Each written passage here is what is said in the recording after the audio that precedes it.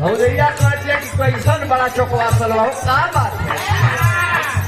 देवरा करत के भौजी एगो बात कहता नहीं ना तनी सुन ले तू कहला का कहल चाहत हुआ देवरा बतावता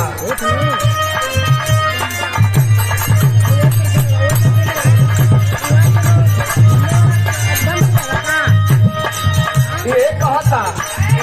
तोहरे करवा में सिंघाड़ा भौजी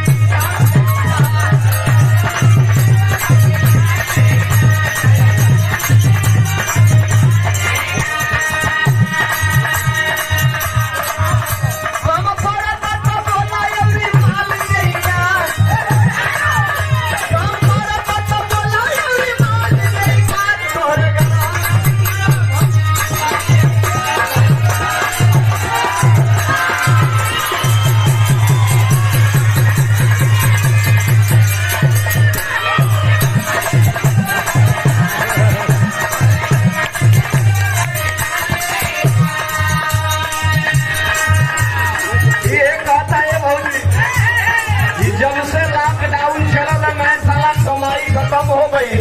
अब 4-10 जो भाई वो खत्म हो गई अरे गरबा में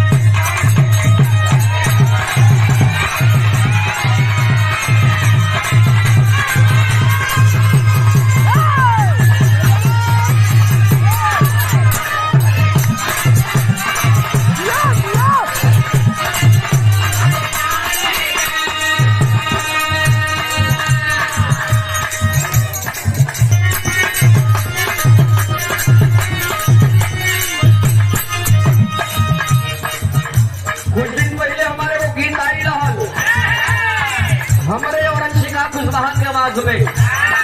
वो धरती से भरपूर बा नवरात्र का महीना चलत पुरुष अरे गरी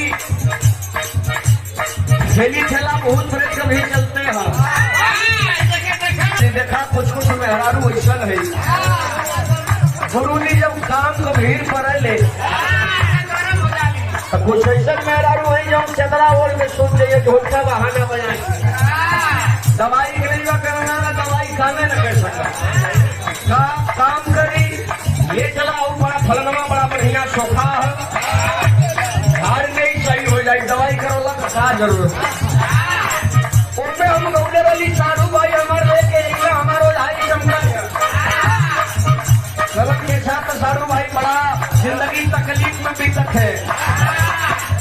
कम करिए सरुआई का हो सरुआई बतावत नहीं बताऊली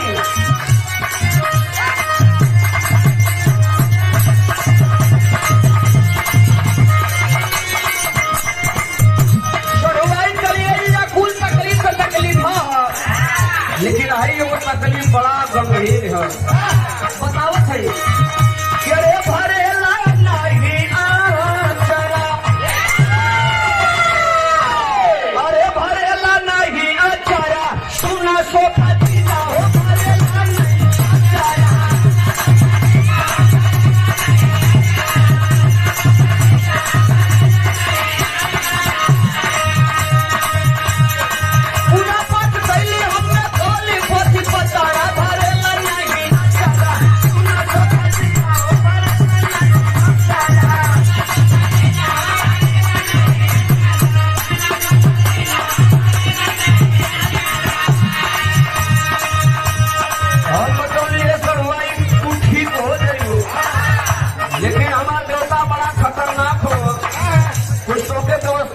दवा खर्चा देवे के पड़ी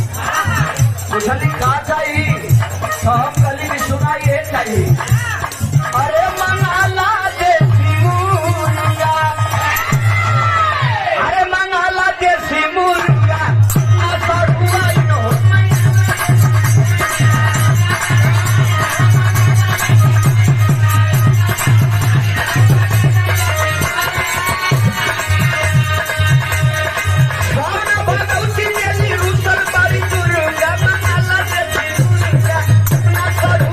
Oh,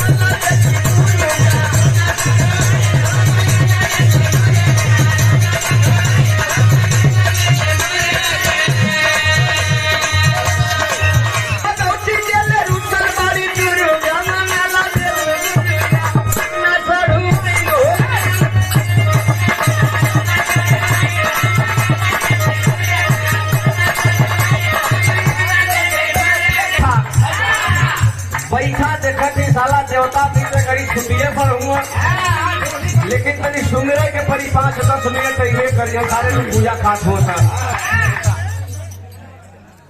हम करी बैठा कोनो गारंटी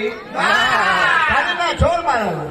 हम करी बैठा सरोई देखत है नाव का कहले शीतल सरोज हम करी बैठा देखत है वो जल्दी शुरू हो गई दोहाई दादा मेरे पंचरौला के 56 बाबू लेकिन आज जंगल में जिंदगी गुजरले चूतिया चंडाल पावन भट्टी के दारू पी के सूत गईला लेकिन नहीं हम करी गिरे भाई देखा बीमारी तो जरूर हल्लुक हो जाई लेकिन बहुत बड़ा गंभीर है जेकर कुछ जोक टोक करे के पड़ी पूछली का अंदर एगो भटुआ लेला काट के ललका रंग गिरा के त्रिमोहानी पर रख दिया वह तकिया मत उलट के सगरो तकलीफ दूर हो जाएगी।